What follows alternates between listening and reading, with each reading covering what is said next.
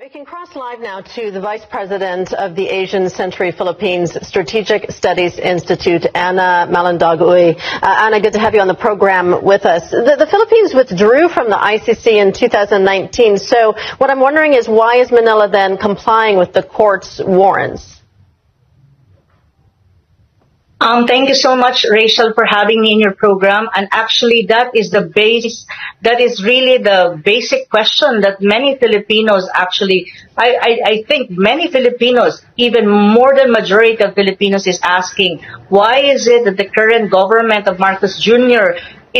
had surrendered a former president to the ICC when in fact the Philippines, as far as we are concerned, is not anymore part of the ICC. So really and substantially speaking, the ICC has no jurisdiction over us, and this is actually being considered by this happening right now, and being our former president being brought to the ICC is actually a blatant assault to our sovereignty as a country. They're interfering in our internal affairs. And one thing that I can tell you, Rachel, our country is not a failed state, and it means that our judiciary, our courts are functioning and very vibrant. And in the ICC, there's such a thing as complementary principle, that the ICC will only to a country if you're a member, if your courts are not functioning anymore. But that is not the case of the Philippines. So basically, this kind of happening is something that is a very sad story for us Filipinos, and I think this is a glaring and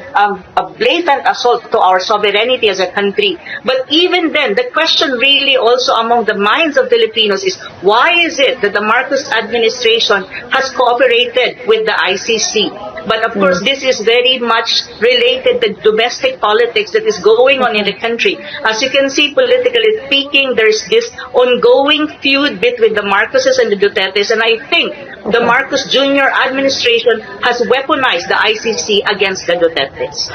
Duterte called the ICC arrest warrant unjustified because he said his war on drugs restored peace to the nation. What do you make of that argument? I would say yes, that's really true, because I experienced it as a Filipino. Before Duterte, you cannot walk on the streets of the Philippines, especially in Manila, because you're so afraid that anytime soon you will be attacked by a drug addict who can, kill you or to a greater extent. And also one thing that the international community should know, there was no unsponsored killings coming from the state during his presidency. It was a legitimate police operation. Any country for that matter that you want your country to have a peace and order, you want, criminals, drug lords to be driven out of your country or to put them in prison and to assault them, it's a legitimate action coming from the state, and I think our former president was just doing job.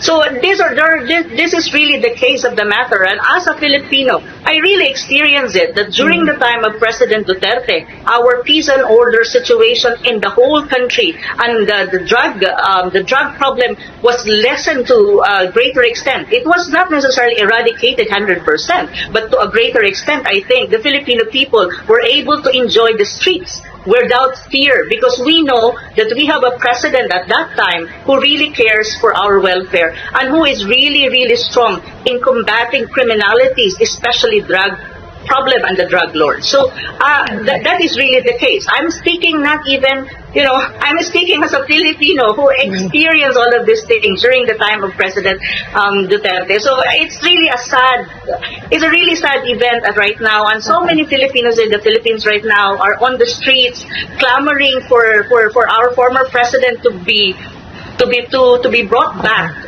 to the Philippines, because he's already 80 years old as well. He's quite too old. Okay, we're going to leave it there. Vice President of the Asian Century Philippines Strategic Studies Institute, Anna Malandog-Uy. Anna, thank you. Thank you.